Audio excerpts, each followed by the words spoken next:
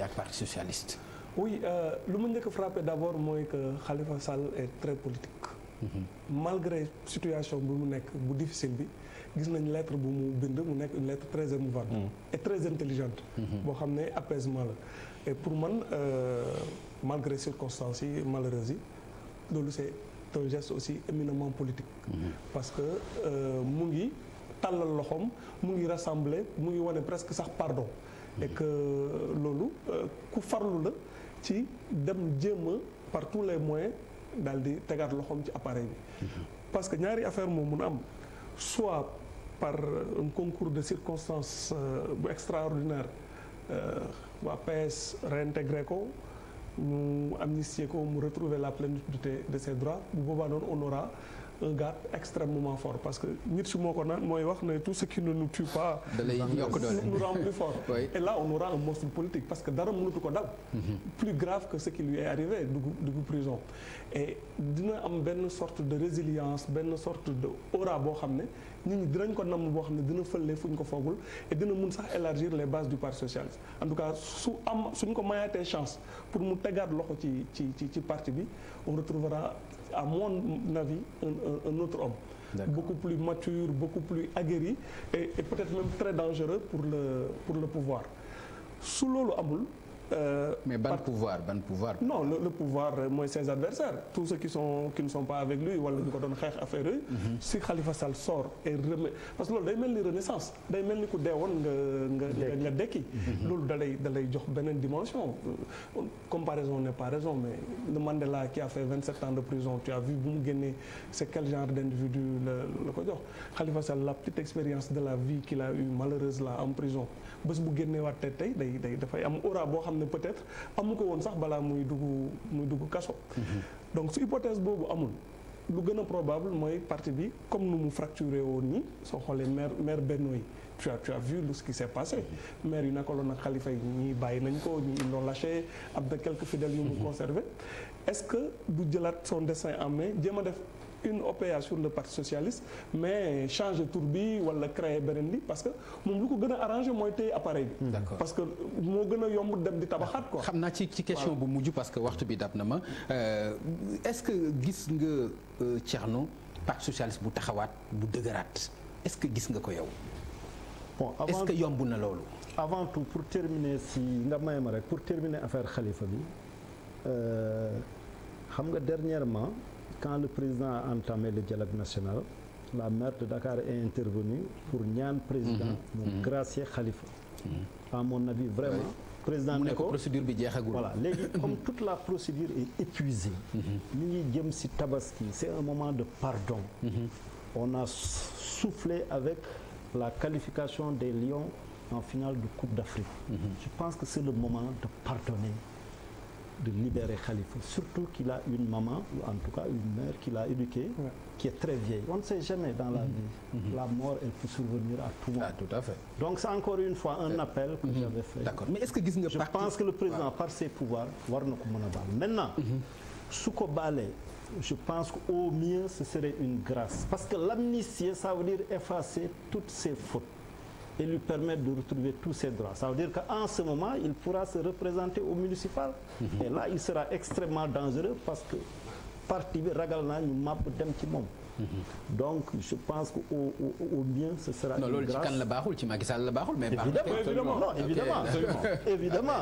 évidemment et reprendre la mairie de Dakar je pense que c'est Macky Sall aussi bi mooy deuxième mandat mooy dernier mandat donc lan mooy nekkati parce que on ne sait jamais enjeu bi non l'enjeu c'est quoi waaw on l'amnistie il reprend la mairie de Dakar il se présente à la présidentielle de 2024 il gagne.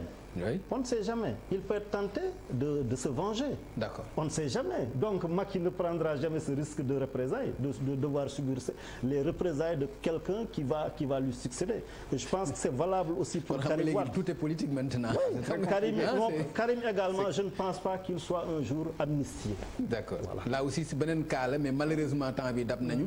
Mais est-ce que gis nga un parti socialiste bu taxawaat? Je pense qu'ils seront plutôt divisés. À mon avis, c'est-à-dire Khalifa ak Serigne Mbaye Thiam duñ mën a def à la limite Khalifa ak Aminata mën nañ juboo donc ce sera un parti forcément fracturé. D'accord Souleymane ndax gis nga ëllëgu avenir u parti socialiste bu leer pour yow. mais d'abord très rapidement répondre cette question enjeu bi mooy doo daas paaka bi lay rendi. waaw ci la enjeu bi mooy doo daas paaka d'accord naa ak yow ci loolu. pour parti socialiste. évidemment oui je pense que parti socialiste mën na dellu fi mu nekkoon mais évidemment pour mu dellu fi mu nekkoon il faut mu indiwaat fondamentaux woom yi. parce que parti boo xam ne 48 ba léegi bi Senghor génnee SFIO ak fi mu jaar fi yëpp BDS BPS UPS ba nekk PS pour nga dindi ko ci paysage politique ak partisan bi tekkiwul ni parti socialiste mënul dee.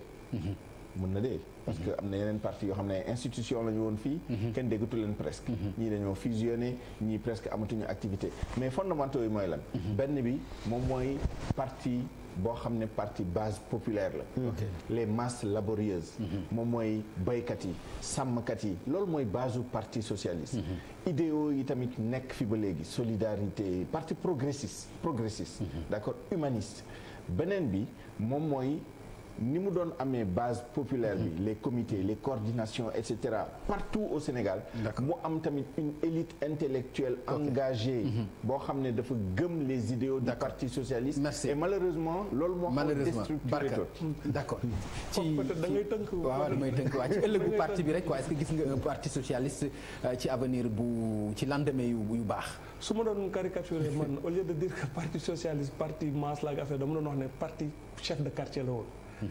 te chef de quartier presque sax soo xoolee ci suñu sociologie politique léegi presque amatul comme nu mu meloon.